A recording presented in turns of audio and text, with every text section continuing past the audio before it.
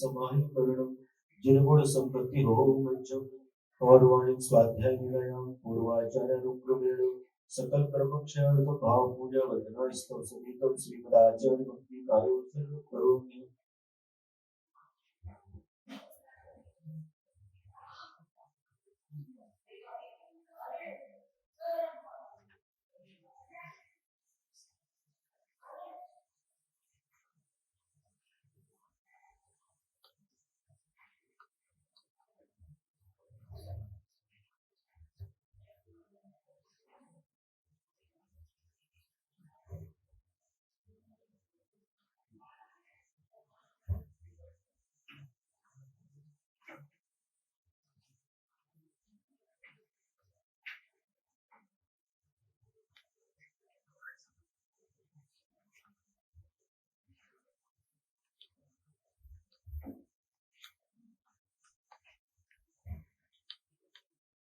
श्रुत जलदीपारकेभ्यः सपरमत विभावना पदुमतेभ्यः सुचरित तपोनिधेभ्यो नमो गुरुभ्यो छत्तीस गुण समग्रे पंचव्याचार करण संदर्शे शिष्यानुग्रह कुसुमे धम्माय सया वंदे गुरुवत्य संयमेन तरन्ति संसार सागरं घोरं छिन्नत्यर्थकम्पं जम्मणमरणकृपावेत्ति ये नित्यं व्रतमन्त्रहोमनिरता ध्यानाग्निहोत्राकुलाः सत्कर्माभिरतास्तपोधनधनाः साधुप्रियाः साधवः शीलप्रावरणागुणप्रहरणाश्चन्द्रार्कतेजोदिताः मोक्षद्वारकपाटपाटलभटाः क्रीडन्तु मां साधवः गुरवः पान्तु नो नित्यं ज्ञानदर्शननायकाः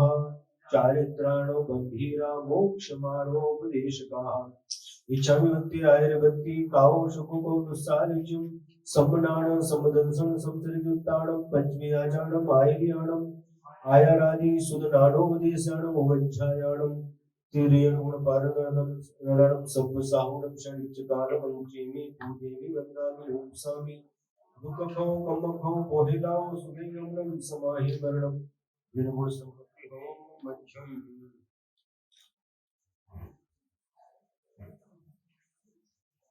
त्योमणतिलयं देवं वन्दितात्युमणिन्दपरिपूज्यं मोक्षम् अनुपेहाओ भव्यजनानन्द जननीयो।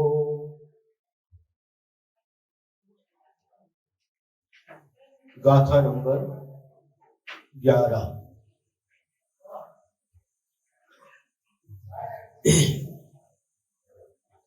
इसको थोड़ा सुधार करना।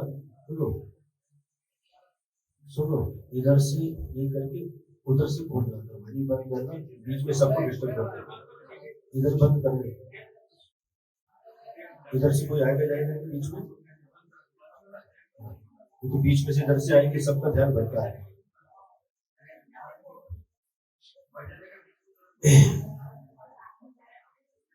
गाथा नंबर 11। कथ बिनरमई लच्छी कुलीन धीरे विपंडिये सूरे उज्जे धम्मिठे विय सुवत्त स्वयने महासते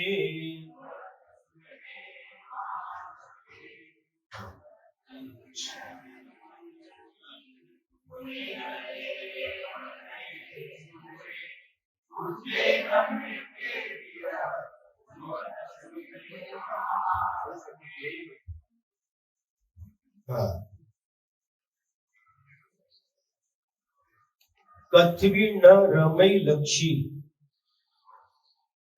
यह जो लक्ष्मी है कहीं पर भी रमती नहीं है।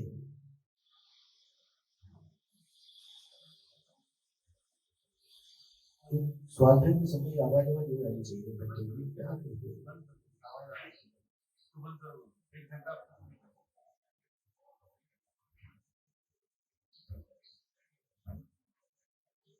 कथ्य न रमई लक्ष्मी, लक्ष्मी कहीं पर भी नहीं रमती।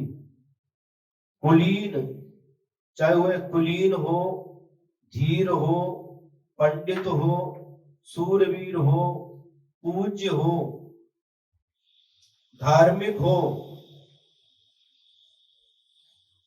सच्चारित्र वाला हो, सुजन हो, महाशक्तिशाली हो, कहीं पर भी यह लक्ष्मी रमती नहीं है।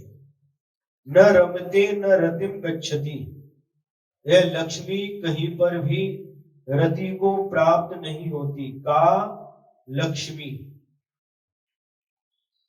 संपदा कुत्रापि कस्मिन अपि पुरुषे, किसी भी एक पुरुष में यह रमती नहीं है।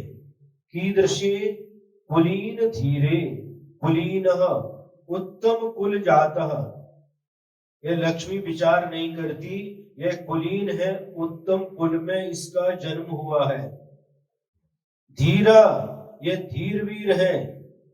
कुलीनश्च धीरश्च, कुलीन धीरा, जो कुलीन भी है और धीर भी है। तस्मिन अपि, ऐसे पुरुष में भी लक्ष्मी नहीं रमती। पंडिते, कोई पंडित है, सकल शास्त्रज्ञ, पंडित का अर्थ क्या है? सकल शास्त्रज्ञ, समस्त शास्त्रों का जानकार है, विद्वान है। उधर सांगली कोल्हापुर की तरफ जाओ तो पंडित माने पुजारी को पंडित बोलते हैं, लेकिन यहाँ पर पंडित का अर्थ क्या है? जो समस्त शास्त्रों का ज्ञाता है। ऐसे पुरुष में भी लक्ष्मी नहीं रमती। सूरे सुभटे, जो सूरवीर है, सुभट है, ऐसे व्यक्ति में भी नहीं रमती। पूज्य जगत मान्य, पूरे संसार में इनकी मान्यता है? ऐसे जगन्मान्य व्यक्ति में भी वह लक्ष्मी नहीं रमती। धर्मिष्ठे, धर्म कार्य करण कुशले, धार्मिक कार्य करने में जो कुशल है। स्वरूप स्वजने, रूपवान है। स्वरूप मतलब काम देवादि रूप सहित, काम देव के समान जिसका सुंदर रूप है। स्वजने, परोपकार करण चतुर पुरुषे, जो परोपकार करने में चतुर है, ऐसे पुरुष में। महासत्वे, महापराक्रम आक्रांत पुरुषे, जो महापराक्रमी है, ऐसे पुरुष में भी लक्ष्मी नहीं रुकती। मैं विद्वान हूं, क्या कोई व्यक्ति कहे मैं कुलीन हूं, मेरा उत्तम कुल में जन्म हुआ है, मैं समस्त शास्त्रों का जानने वाला हूं, मैं बड़ा सूरवीर हूं, संसार में हमारी मान्यता है, मैं बड़ा धर्मात्मा हूं, हमारा रूप कामदेव के समान है, हम सदा दूसरों के ऊपर उपकार करते रहते हैं, हम बहुत पराक्रमी हैं, इसलिए यह लक्ष्मी सदा हमारे पास बनी रहेगी। तो आचार्य कहते हैं ऐसा सोचना भ्रम मात्र है। ये लक्ष्मी किसी में भी अनुराग नहीं करती है? किसी में भी एक स्थान पर इसका अनुराग नहीं रहता। जब तक आपके पास पुण्य है तब तक ये लक्ष्मी आपके पास में है, और जिस दिन आपका पुण्य समाप्त हो जाएगा ये लक्ष्मी आपको छोड़ करके क्या जय जिनेन्द्र करके जय जिनेन्द्र सोसाइटी के बाहर चली जाएगी।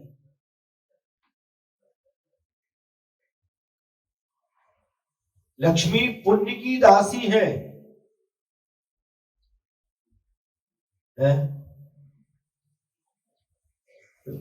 आचार्य श्री ने एक दोहा लिखा है, पानी भरते देव है, वैभव उनका दास। देखो देखो, व्यवस्थित स्वाध्याय के समय एक बार में ही जो अपना समय निर्धारित किया है उतनी समय तक शांति रहना चाहिए, कोलाहल नहीं होना चाहिए, किसी भी प्रकार की आवाज नहीं आना चाहिए। ये पहले से ही आकर के आने के पहले ही व्यवस्थित ढंग से, इसको हिलाना नहीं, कभी भी उठाते वो रखते ऐसा नहीं करना, ये स्थायी। क्योंकि बाद में आने के बाद आप टेबल लगाएंगे, फिर ये करेंगे, टाइम वेस्ट जाता है। और एक एक मिनट, एक एक मिनट की, एक एक सेकंड की कीमत होती है। यह हम लोगों को अच्छी तरह से समझ लेना चाहिए।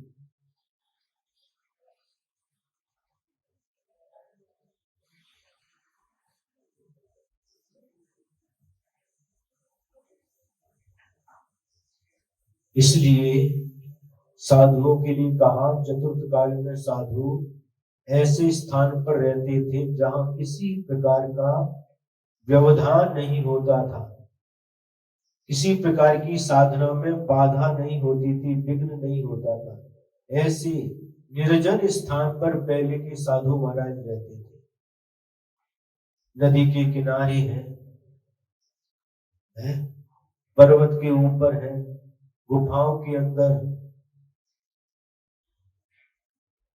उपवन में, ऐसे स्थानों पर प्राय करके साधुओं का निवास होता था, ताकि उनके स्वाध्याय में, साधना में किसी प्रकार की विघ्न बाधा उपस्थित न हो।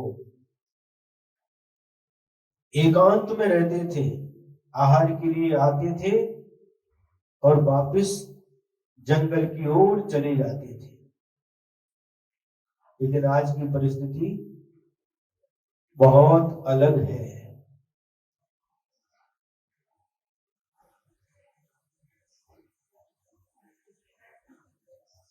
तो ऐसे ऐसे लोगों के पास भी यह लक्ष्मी स्थायी रूप से नहीं रहती है? हाँ, वही तो। हाँ, हमें इतनी याद है, देख करके बताइए। पानी भरते देव है, वैभव जिनका दास। पुण्यवान व्यक्ति क्या, देव भी पानी भरते हैं।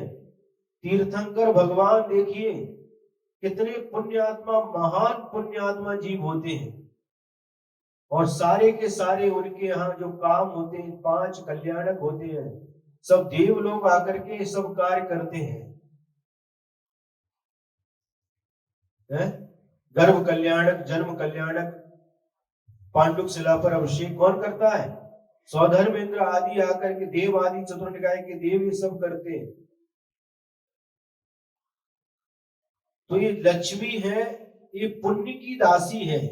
जिसके पास पुण्य है उसके पास चली जाती है, और जब तक पुण्य रहता है तब तक उसके पास रहती है, और जिस दिन पुण्य समाप्त हो जाता है उसको छोड़ करके चली जाती है। सदा हमेशा किसी एक के पास नहीं रहती। इसलिए 6 डालाकार ने लिखा है, वेश्यासम लक्ष्मी अति चंचल, या का कौन पतियारा। लक्ष्मी के लिए क्या कहा? वेश्या के समान बताया, इतनी चंचल है, उसका कोई पति नहीं होता। उसी प्रकार लक्ष्मी का भी कोई एक पति नहीं होता। आज आपके पास है, आपका पुण्य खत्म हो गया, आपको छोड़ करके दूसरे के पास चली जाती है, दूसरे को छोड़ करके तीसरे के पास चली जाती है। इस गाथा के माध्यम से उस लक्ष्मी की अस्थिरता बताई है, ये हमेशा किसी के पास रहने वाली नहीं है। गाथा नंबर 12। ता भुंजिज्जौ लक्षी, जिज्जौ दाणे दया पहाड़ेन, जा जल तरंग चवला, दो तिन्नी बिनाई चिट्ठी।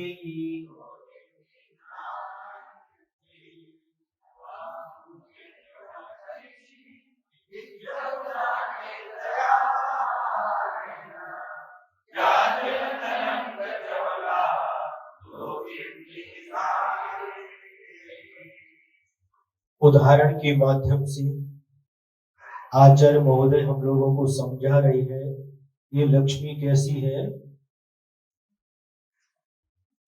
तो जा जल तरंग चवला,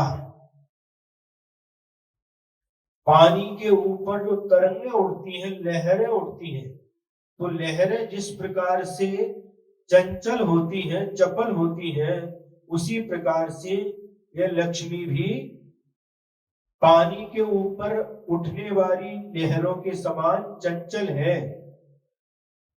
दो तिन्नी दिनाई चिट्टेई, ये मात्र 2-3 दिन तक ही रहने वाली है। 2-3 दिन मतलब बहुत अल्प समय, अल्प समय तक रहने वाली है।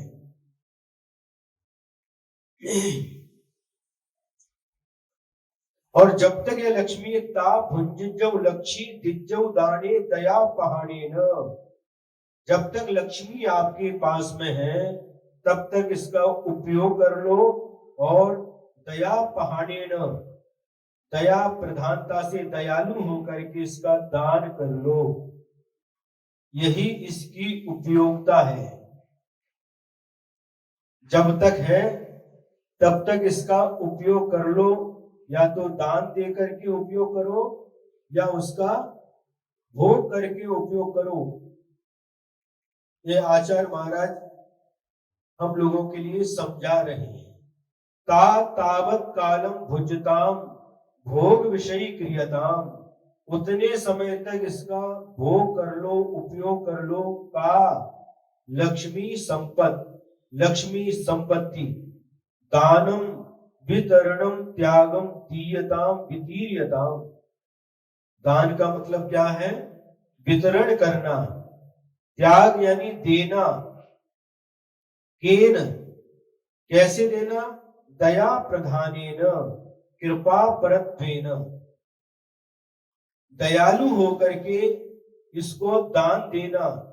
या लक्ष्मी द्वित्रिदिनानि द्वित्रिदिवसान चेष्टते तिष्ठति, यह लक्ष्मी मात्र 2-3 दिन यानी बहुत थोड़े समय तक रहने वाली है। कथम भूता, कैसे? जल तरंग चपला सलिल कल्लोलवत चंचला, जल की तरंगों के समान यह चंचल है। जल की तरंगों के समान ये बहुत चंचल है।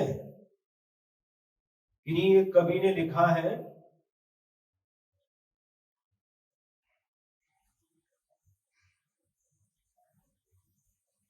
वितर वारिद वितर वारिद वारिद वातुरे चिर पिपासित चातक बोधके प्रचलिति क्षण प्रचलिते मरुति क्षण मन्यथा क्व भवन क्व पय क्व च चातकः।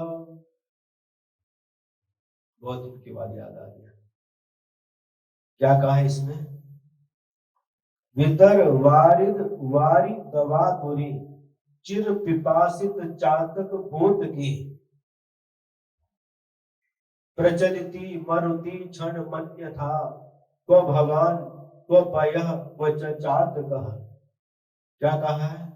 एक चातक पक्षी है और उसका संकल्प है जो पानी बरसेगा उसी को डायरेक्ट अपने मुंह में लेकर के पीता है, जमीन पर पड़ा हुआ पानी को नहीं पीता। तो एक चातक का बच्चा आकाश की ओर टकटकी लगा करके देख रहा है कि कब पानी बरसेगा और मैं उस पानी को पी करके अपनी प्यास को बुझाऊंगा। तो पक्षी ने उसको आधार बना करके लिखा है वितर वारिद, वारिद माने बादल, वारिद यानी जल को देने वाले बादल। वितर अपने पानी को वितरित कर दो। दवा तुरी वितर वारिद वारी दवा तुरी, जो दावानल से यह बहुत जो पक्षी है दावानल के कारण से बहुत इसके कंठ में शुष्कता आई है, कंठ सूख गया है, ये बहुत प्यासा है। हे बादल, तू अपनी पानी की बूंद गिरा करके इसकी प्यास बुझा दे। चिर पिपासित चातक पोतकी, पोतक माने बच्चा, चातक पक्षी का ये बच्चा है। और कैसा है? चिर पिपासित, बहुत देर से प्यासा है। तो अपनी पानी की बूंद गिरा करके इसकी प्यास बुझा दे। प्रचलिते मरुति क्षण मन्य था, अन्यथा एक हवा का झोंका आएगा और इस तुम बादल को लेकर के कहां चला जाएगा पता नहीं। प्रचलिते मरुति क्षण मन्य था, को भगवान तुम कहां होगे, को पया, और तुम्हारा पानी कहां गिरेगा, क्वच चात का, और कहां यह चातक पक्षी होगा। समझ में आ रहा है? नहीं समझे?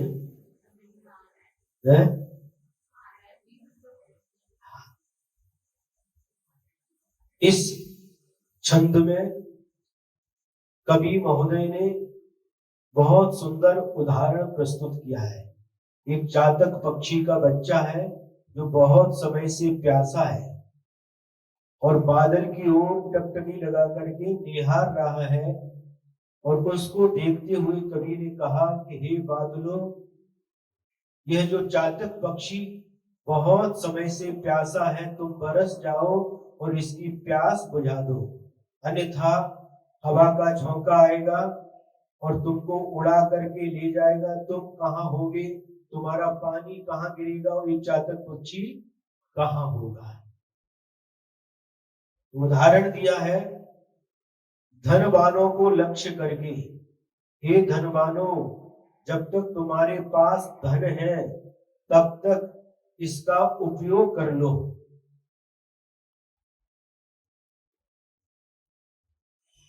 जहां आवश्यकता है वहां पर वितरण करके इसका उपयोग कर लो। दान दे करके इसका उपयोग करो। पात्र मिले हैं, सत्पात्र मिले हैं, तो इसका उपयोग कर लो।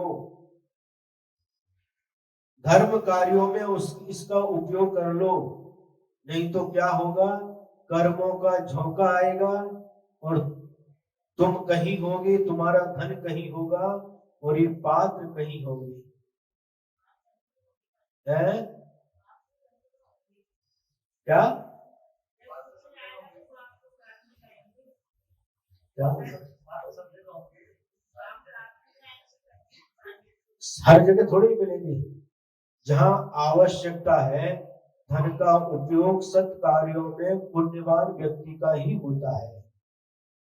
तो जब तक है तब तक इसका अच्छी तरह से सदुपयोग करो। आज है, कल कर्मों की ऐसे तूफान आएगा, आंधी आएगी और पता नहीं कल हमारे पास क्या होगा, होगा या नहीं होगा, इसका कोई भी भरोसा नहीं है। गाथा नंबर 13। जो पूर्ण लक्ष्म संचरी नय भुंजदि नेय देदि पत्तेषु सो अप्पाणं वंचति मनुयत्तं निफलं तस्य। जो पूर्ण लक्ष्म संचरी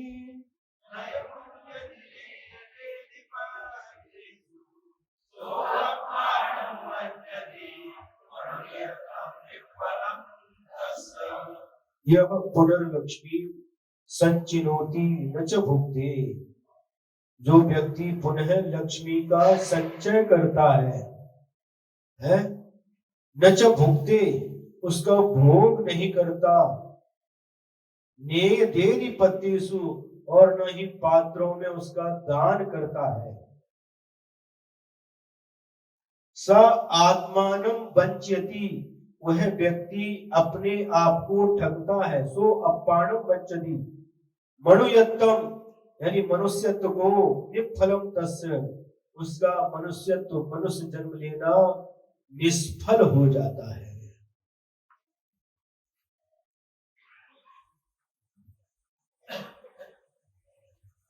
कोई किसान परिश्रम करता है, पहले धरती में से जो पत्थर आदि है उनको अलग करता है, उसके बाद में हल चला करके उस खेत को जोतता है, उसके बाद बीज बोता है, खाद पानी देता है, उसकी रक्षा करता है। काय के लिए? फल के लिए, धान्य के लिए। और यदि वह धान्य नहीं मिले तो वह निष्फल हो जाता है, सारा का सारा परिश्रम निष्फल हो जाता है। उसी प्रकार से यहाँ पर हम लोगों के लिए आचार्य महाराज समझा रहे हैं कि मनुष्य तो निष्फल हो जाता है, धन की प्राप्ति निष्फल हो जाती है। जो धन संपत्ति को प्राप्त करके उसका दान नहीं करता, उसका भोग नहीं करता, मात्र संचय करता रहता है, इकट्ठा करता रहता है, तो उसका मनुष्यत्व निष्फल हो जाता, उसका कोई भी फल उसको प्राप्त नहीं होता।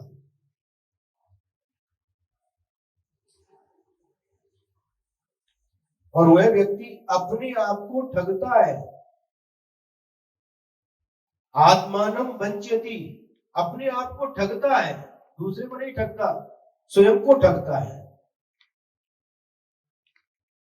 पुनः अथ च विशेषे यह पुमान संचिनोति संचयम करोति, जो पुरुष संचय करता है, काम किसका?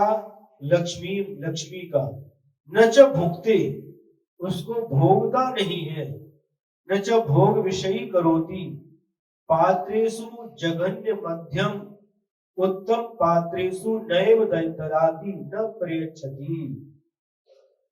और पात्रों में दान नहीं देता। यहाँ पर पात्र 3 प्रकार के बताए हैं, जघन्य पात्र, जघन्य पात्र, मध्यम पात्र और उत्तम पात्र। उत्तम पात्र रत्नत्रय के धारी आचार्य परमेष्ठी, उपाध्याय परमेष्ठी और साधु परमेष्ठी होते हैं। और इनमें से भी सर्वोत्तम पात्र यदि कोई होते हैं तो वे साक्षात तीर्थंकर भगवान होते हैं। मध्यम पात्र में जो पंचम गुण स्थान वर्ती आर्यकाएं हैं, ऐलक हैं, क्षुल्लक हैं और प्रथमाधारी जितने भी श्रावक और श्राविकाएं हैं, ये मध्यम पात्र कहलाते हैं। और जघन्य पात्र जो अविरत सम्यक दृष्टि, चतुर्थ गुण स्थान वर्ती जो अविरत सम्यक दृष्टि रहते हैं, जिनके न अणुव्रत होते हैं, ऐसे अविरत सम्यक दृष्टि चौथे गुण स्थान वर्ती श्रावक जघन्य पात्र कहलाते। उनको भी पात्र कहा है, समझ में आ रहा है? इन पात्रों का मिलना बहुत दुर्लभ होता है। जब कभी भी हम दान के भाव बनाते हैं तो 3 चीजों का मिलना अनिवार्य है।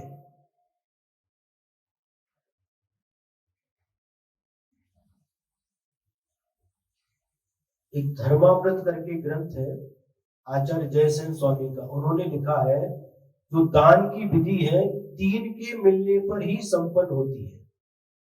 वे 3 क्या है? सत्पात्र का होना,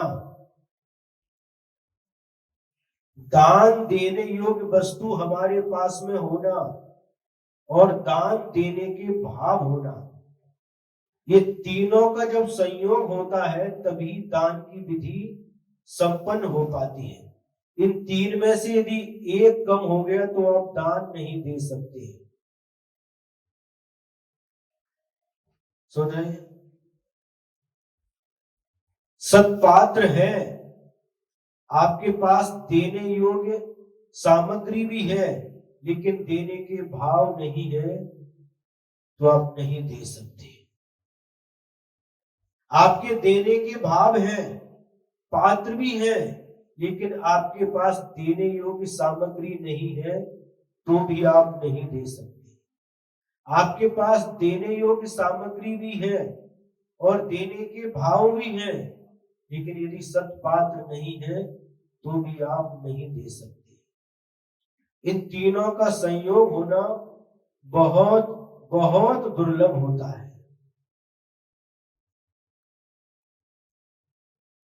समझ में आ रहा है? ये झांपे काका बैठे सामने धारा शिव के हैं। जब हम कुंथलगिरी में गए थे 2016 में, 16-17 में थे, 10 साल पहले दहीगांव में चातुर्मास करके, यही पूना से दहीगांव गए थे चातुर्मास के लिए। और चातुर्मास पूरा होने के बाद आचार्य श्री का संदेश आया। एक माणिक सागर महाराज जी थे, काननवाड़ी के थे, सांगली के पास काननवाड़ी वहां के थे। आचार्य सरस्वती सागर महाराज जी के शिष्य थे। तो उन सरस्वती सागर महाराज दक्षिण वाले ऊपरी के थे शायद। उनकी संलेखना के लिए आचार्य श्री का आदेश प्राप्त हुआ।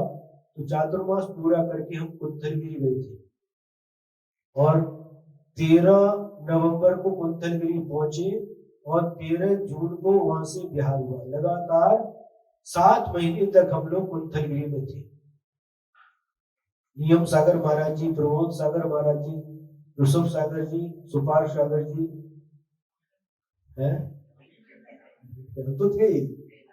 5 महाराज थे और गणवी आर्का श्रुतमती जी का भी संग आया था। 6 आर्काएं भी थी और एक छुल्लक जी थे, समता भूषण जी, जो जिनकी अभी मुक्तागिरी में आचार्य श्री समय सागर महाराज जी के कर कमलों से मुनि दीक्षा हो गई।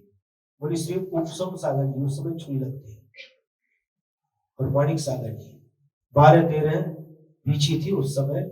उस समय लगातार झांपे काका का 7 महीने तक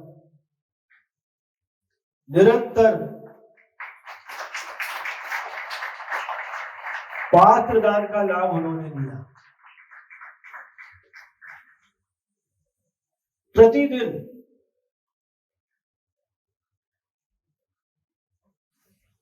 कभी मुनि महाराज, कभी आर्का माता जी, कभी छुल्लक जी है और कभी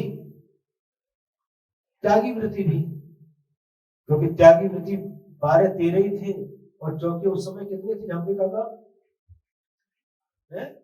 25-26 चौके रहते थे। साधु 12-13 थे। तो प्रतिदिन तो कभी उत्तम पात्र का लाभ होता था, कभी मध्यम पात्र का, कभी जघन्य पात्र का। कोई भी श्रावक आते थे उनको भी प्रेम से वात्सल्य के साथ लेकर के जाते थे, वो भी सत्पात्र है। आप समझते कि महाराज जी ही सत्पात्र है। सत्पात्र में 3 भेद किए गए हैं। तो लगातार 7 महीने तक उन्होंने वहां पर पात्र दान का लाभ लिया।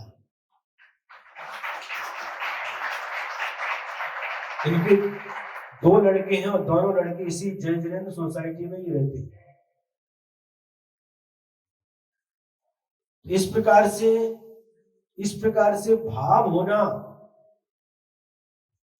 बहुत दुर्लभ है। बच्चों का, नातियों का, धन का मोह नहीं छूटता बूढ़े होने के बाद भी। क्यों? उन्होंने सबको व्यापार किया, उन्होंने बहुत अच्छा किया। व्यापार के समय व्यापार किया, बच्चे अपने को पढ़ाया लिखाया, जॉब लग गई, अब व्यापार बंद करके अब धर्म ध्यान में लगे हुए हैं। प्रतिमाएं भी नहीं आचार्य श्री से कितनी है? 7वीं प्रतिमा। कहां पर भी है? आचार्य श्री की कर कमलों से भी है। हाँ, बहुत अच्छा है। ये देखिए जीवन का कितना अच्छा उपयोग किया। जब आवश्यक था युवावस्था थी, धन का अर्जन किया है। बच्चे सक्षम हो गए, उनको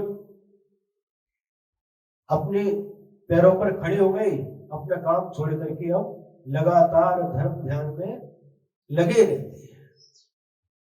ये सही उपयोग है समय का भी, अपने जीवन का भी और धन का भी सही उपयोग है।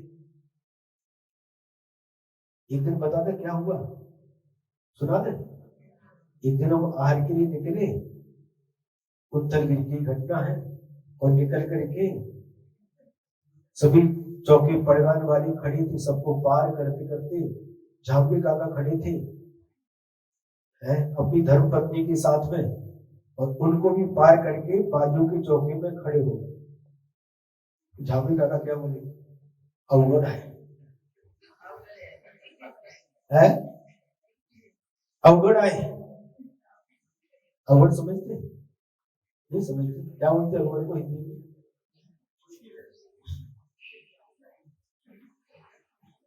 मुश्किल है। बहुत आनंद के साथ पूरा धर्म ध्यान करते हुए वह समय कैसे निकल गया।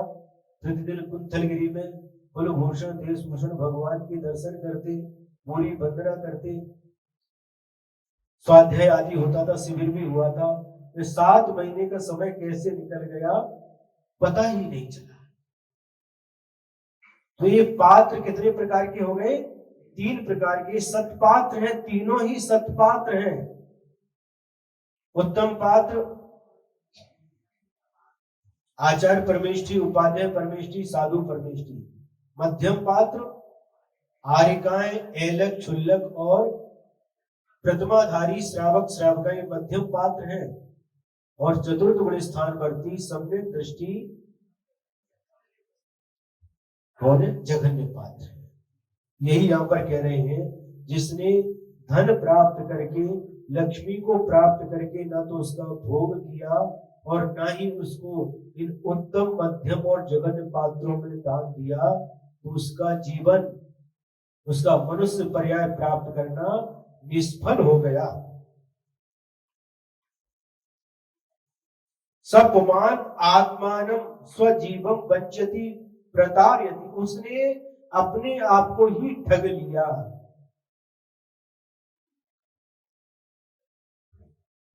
लक्ष्मी प्राप्त करने के बाद 2 काम होते हैं, या तो लक्ष्मी आपको छोड़ देती है, नहीं तो आप लक्ष्मी को छोड़ देते हैं। छोड़ देते मतलब उसका उपयोग कर लेते हैं, दान दे करके और उपयोग करके, भोग करके उसका उपयोग कर लेते हैं। ये 2 ही गति कही गई है, और ये दोनों नहीं किया तो नियम से लक्ष्मी विनाश को प्राप्त हो जाती है।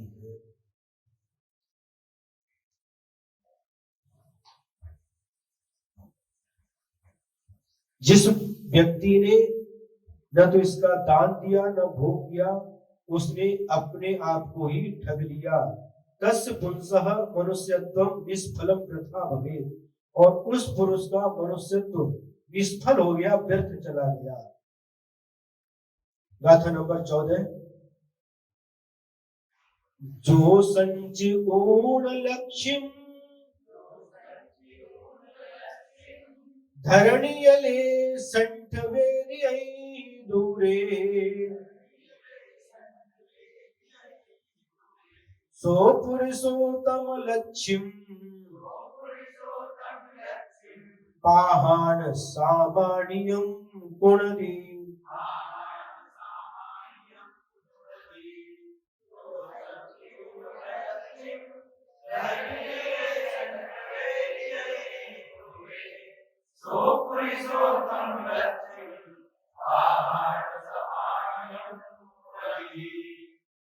जो संचिगुण लक्ष्यम, जो लक्ष्मी का संचय करके उस लक्ष्मी को धरणी अले, यानी धरणी तले, धरणी माने धरती, धरती के तल में ऐ दूरे संठवेदी, गाड़ करके रख देता है। पहले के जमाने में ऐसा होता था, आज कोई नहीं रखता। आज भी रखते हैं, रखते हैं। अच्छा अच्छा, गाड़ी रखते हैं। पहले जमाने में धन की सुरक्षा के लिए जमीन खोद करके उसके अंदर गाड़ के रखती थी। हाँ, राजेश जी बोले देखो आजकल तो जमीन ही नहीं, फ्लैट में रहता। पुणे में जमीन नहीं है, गांव में अभी भी जमीन है? अच्छा, अभी अभी ना धरती आपकी ना आसमान आपका है, अधर में अंतरिक्ष में रहते आप लोग।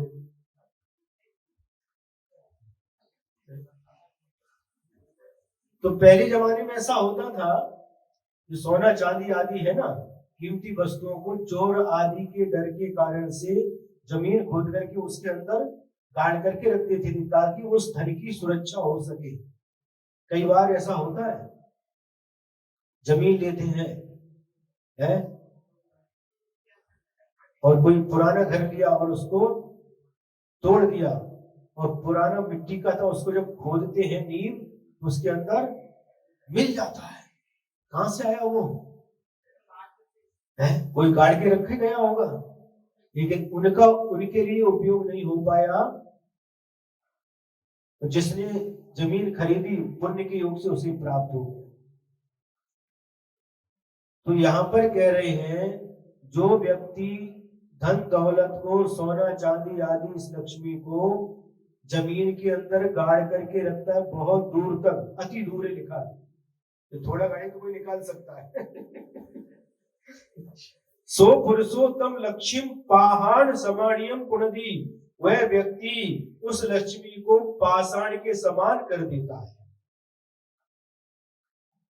पाषाण, आपके पुणे में भी एक एरिया का नाम है पाषाण है। हम एचएमटी से बिहार करें तब वहां पर लिखा था रास्ता पाषाण की तरफ जाता है। हाँ, पाषाण का अर्थ क्या है? पत्थर, दगड़, कल।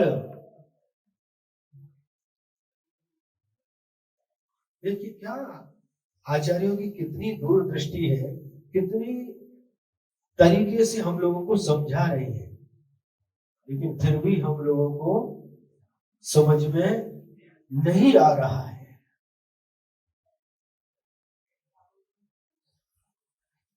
यह संचित लक्ष्मी धरणी तले संस्थाप्यति अति दूरे,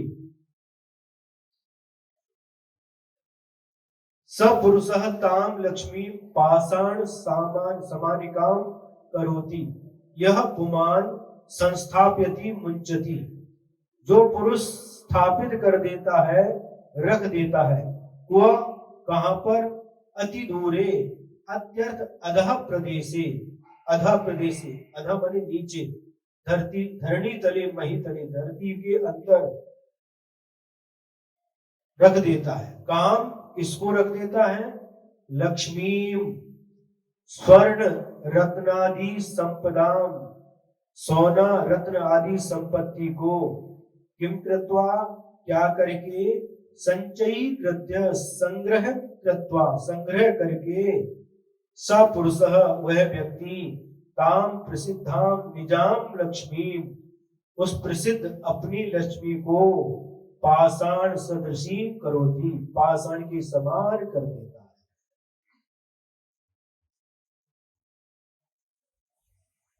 उस लक्ष्मी को, सोने को, रत्नों को पाषाण बना देता है, पाषाण के समान कर देता है, क्योंकि तो उसका उपयोग ही नहीं हो रहा है।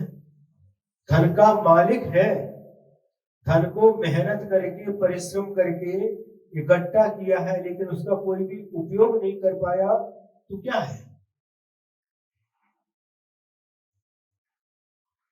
मात्र उसकी रक्षा करने वाला होता, पहरेदार के समान होकर के वह अपना जीवन निकाल देता है। और धरती में जो नीचे पाषाण है, और ये भी पाषाण के समान हो गया, इसका उपयोग नहीं हुआ, तो वह धन लक्ष्मी भी पाषाण के समान ही उसके लिए हो जाती है।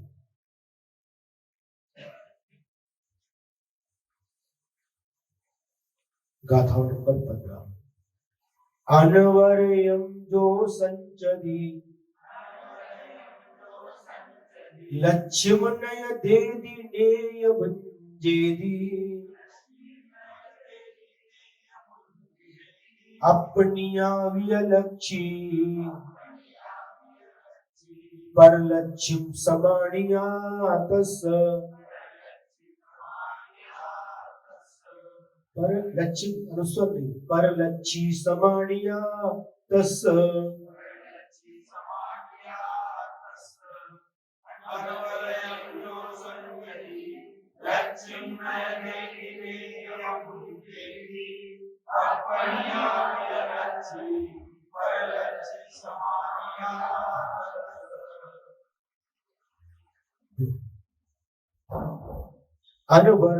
अनुवर्यम माने अनवरत निरंतर। जो व्यक्ति संचरी लक्ष्यम, लक्ष्मी बोलते हैं लक्ष्मी को, प्राकृत भाषा में क्या बोलते हैं, लच्छी। जो व्यक्ति निरंतर लक्ष्मी का संचय करता है, नय देदी, और उस लक्ष्मी को न तो दान देता है, नेय भंजेदी, और न ही स्वयं उसका उपभोग करता है, न दूसरों को देता है, न स्वयं उसका उपयोग करता है, न खाता है न खाने देता है। और वह व्यक्ति कैसा है, अपनिया भी लक्ष्मी, अपनी आत्मी अपी च लक्ष्मी, अपनी लक्ष्मी को पर लक्ष्मी समानिया तस्य, उसकी स्वयं की लक्ष्मी दूसरे की लक्ष्मी के समान हो जाती है। अंतर क्या है, दूसरे के पास भी धन है और आपके पास भी धन है, यदि आप उस धन का उपयोग नहीं कर रहे हैं तो आपकी वह स्वयं की लक्ष्मी भी दूसरी की लक्ष्मी के समान हो गई। जिनेंद्र, समझ में आ रहा है? क्या समझ में आ रहा है? वही बात कह दी इसमें, जो कष्ट के साथ निरंतर धन का संचय करता रहता है लेकिन उसका दान भी नहीं देता और अपने लिए अपने परिवार के लिए उसका उपयोग भी नहीं करता, उसकी वह लक्ष्मी स्वयं की लक्ष्मी दूसरे की लक्ष्मी के समान हो जाती है? वो तो है ही दूसरे लोग उसका उपयोग करते हैं, दूसरे की हो जाती, बिल्कुल सही है। मरने के बाद दूसरे उसका उपयोग करते हैं।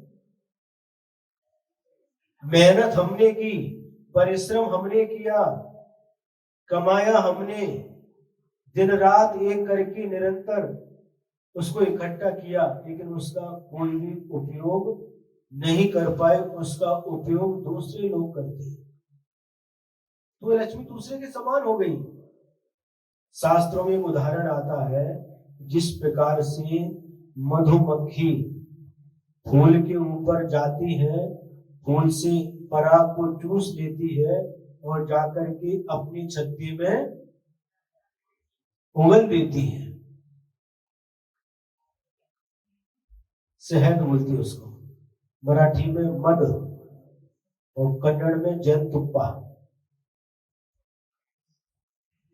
उसको इकट्ठा करके रखती है लेकिन उसका स्वयं उपयोग नहीं करती, उसका उपयोग के लिए नहीं कर रहे, क्योंकि यह मद शहद अभक्ष्य होता है।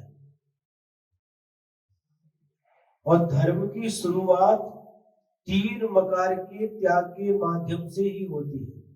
मध्य मास मधु त्यागी सहानुव्रत पंचकम। मध्य मास और मधु, मध्य माने शराब, मास और मधु, मधु माने शहद, 3 मकार कहलाते हैं क्योंकि इनका पहला अक्षर म है। मध्य पहला अक्षर म, मास का पहला अक्षर म और मधु का भी पहला अक्षर म है। ये 3 मकार कहलाते हैं। धर्म की शुरुआत यहीं से होती है। 3 मकार का जिसका त्याग नहीं है उसके जीवन में अभी धर्म की शुरुआत भी नहीं हुई है। डायरेक्ट रूप से कोई ये 3 वस्तुएं नहीं खाते, लेकिन इनडायरेक्ट रूप से तो फास्ट फूड और बेकरी के माध्यम से इसका सेवन करते हैं, तो अभी आपके धर्म की शुरुआत नहीं हुई। धर्म में अभी आपने प्रवेश भी नहीं किया है। आज का यह वातावरण कितना बदल चुका है। पहले के लोग क्या खाते थे? हैं?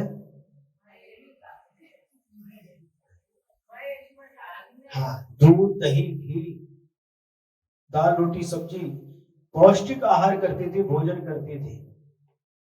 नाश्ता क्या करते थे? छजगा। उत्तर भारत के लोगों को नहीं पता है।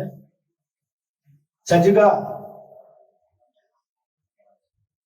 एक खपरी गेहूं आता है, उसका बारीक रवा बनाते हैं और उसको घी में भून करके, गुड़ डाल करके उसका हलवा जैसा बनाते हैं, और उसमें ऊपर से भी घी डाल करके खाते हैं। दही खाते हैं, ताक दूध पीते हैं, और खेत में मेहनत करते हैं।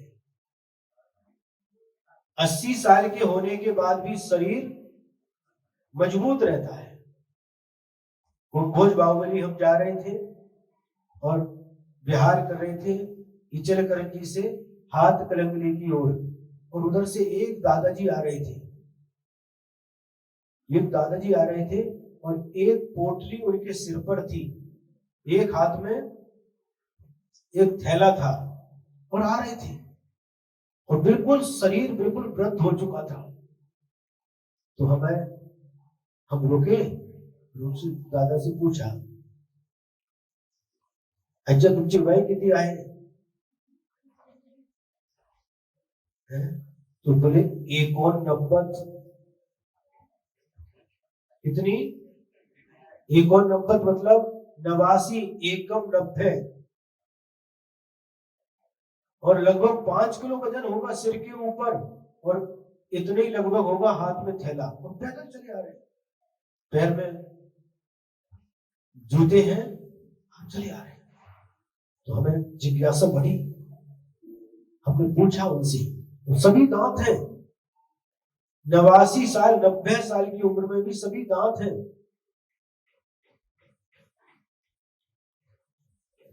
और क्या बोले? श्रावण आता ना, श्रावण से कोई महीना के कार्तिक से ध्यान में आया, कौन सा महीना बोले, उससे 90 लगने वाला, ऐसा कुछ बोल रही थी। तो हमने पूछा आपकी दिनचर्या क्या है? बोले सकाळी 4:30 उठतो, सुबह 4:30 बजे उठते हैं, और उसके बाद में घूमने जाते हैं, 2 किलोमीटर तक खेत की तरफ जाते हैं, घूम करके आते हैं, थोड़ा व्यायाम करते हैं। 89 साल की उम्र में भी व्यायाम करते हैं, जो भी दैनिक क्रिया से निवृत्त होकर के स्नान करते हैं, भगवान का भजन करते हैं, और उसके बाद में नाश्ता नहीं, भाकरी, भाजी भाकरी और मसरा, दही, यही उनका नाश्ता है। दोपहर में दूध पीते हैं, भोजन के साथ मछली ताक लेते हैं, दोपहर में दूध पीते हैं, और शाम को भी भोजन, बस 2 ही बार भोजन करते हैं, और रात्रि में कुछ भी नहीं खाते। अजय व्यक्ति थे। दूध कितना पीते हो महाराज? एक ताबिया, एक लोटा भर के है, 1 लीटर होता। मतलब इस उम्र में भी देखिए, 90 साल की उम्र में कितना चल करके आए। हमने पूछा कितना चल करके आ गए? कुठे चालले? गावाला। कितना चल करके आए? 2-2.5 किलोमीटर। किती वर जायचं? 4 किलोमीटर। 6-7 किलोमीटर पैदल चल के जा रहे गाँव में, गाड़ी से क्यों नहीं जाते? हमने पूछा तो पैसा नहीं है बस में बैठने के लिए? भारत सब है, फिर पैदल क्यों जा रहे हो? जब तक शरीर काम कर रहा है तब तक इससे काम ले, इसलिए शरीर चल रहा है।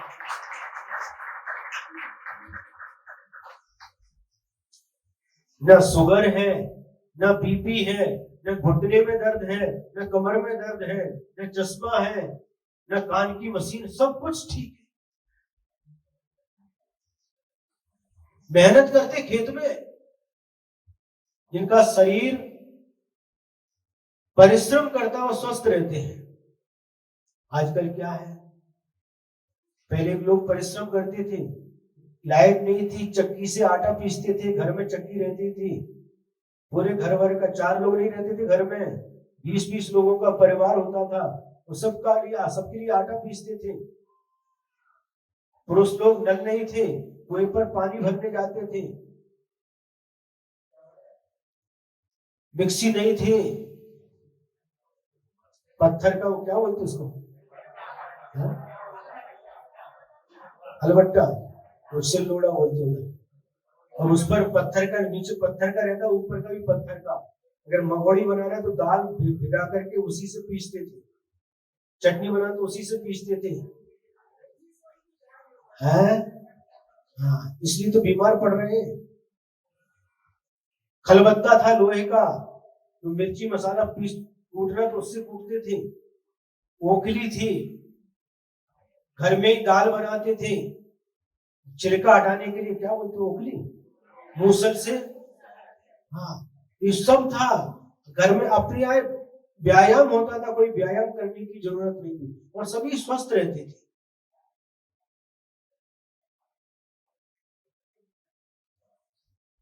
आज परिश्रम के नाम से कुछ भी होता नहीं। यहां से निकले, गाड़ी में बैठते हैं, ऑफिस तक गाड़ी में, ऑफिस से वापस गाड़ी में, कुर्सी पर बैठ करके कंप्यूटर चलाते हैं। और महिलाएं, आटा पीसने का काम खत्म हो गया, चक्की आ गई, सिलवट्टा की जगह मिक्सी आ गई,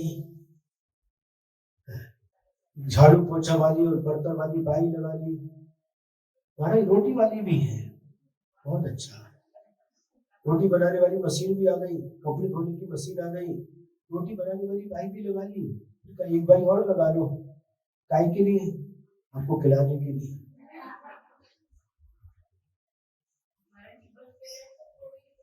है वो भी लगा रहे इसलिए इस सारे के सारे जितने काम होते थे, शारीरिक परिश्रम होता था, शरीर स्वस्थ रहता था। आज देखो कमर में दर्द, घुटने में दर्द, बीपी, डायबिटीज, कितनी सारी बीमारियां आ गई। शुद्ध खाते थे, परिश्रम करते थे और स्वस्थ रहते थे। आज खाने को क्या नाश्ता,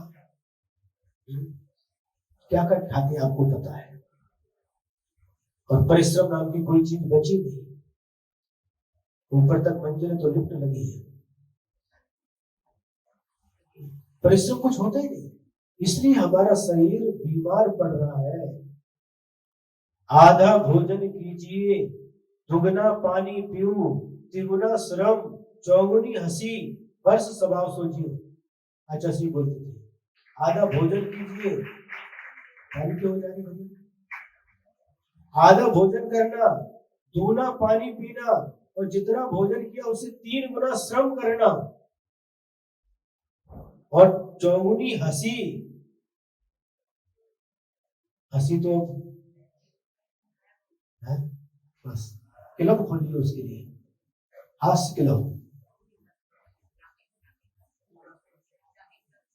उन दादाजी को देख करके लगा कि वास्तव में इनका शरीर कितना स्वस्थ, कोई बीमारी नहीं। और क्या बोले, महाराज कभी भी दवा खाना नहीं गए, एक भी गोली नहीं खाई, 89 साल के हो गए।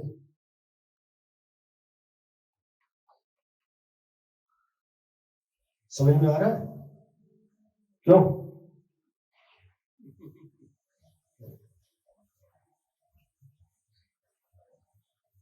यह पुमान, टीका पढ़ते हैं, यह पुमान अनवरतम निरंतरम संचिनोति संग्रहम कुर्ति। जो व्यक्ति निरंतर संचय करता है काम, लक्ष्मी, लक्ष्मी का, धन धान्यादि संपदाम, धन धान्य आदि संपदा का, च पुनः न ददाति न प्रयच्छति।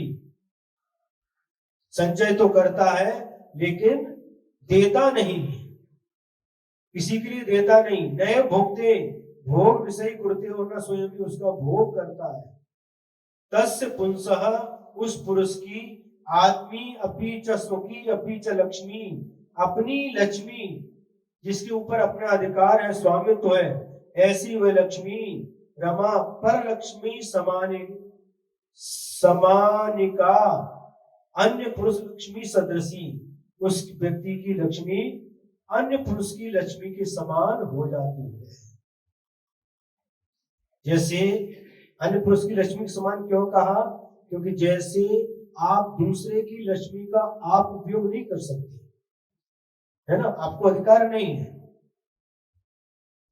दूसरे की लक्ष्मी का आप उपयोग नहीं कर सकते, उसी प्रकार से यदि आपने अपनी लक्ष्मी का भी उपयोग नहीं किया तो आपकी अपनी लक्ष्मी पर लक्ष्मी के समान हो जाती है।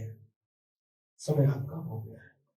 यदर्थ मात्रा पदवाक्यहीनम् मया प्रमादाद् किंचनोक्तम् तन्मे क्षमित्वा विदधातु देवी सरस्वती केवल बोधि लभ्यम्। बोधि समाधि परिणाम शुद्धि स्वात्मोपलब्धि शिव सौख्य सिद्धि चिंतामणि चिंतित वस्तु दाने वन्द्यमानस्य ममास्तु देवी वन्द्यमानस्य ममास्तु देवी। द्वादशां गिरवाणी माता परम उपकारी परम पूज्य आचार्य गुरुवर श्री विद्यासागर जी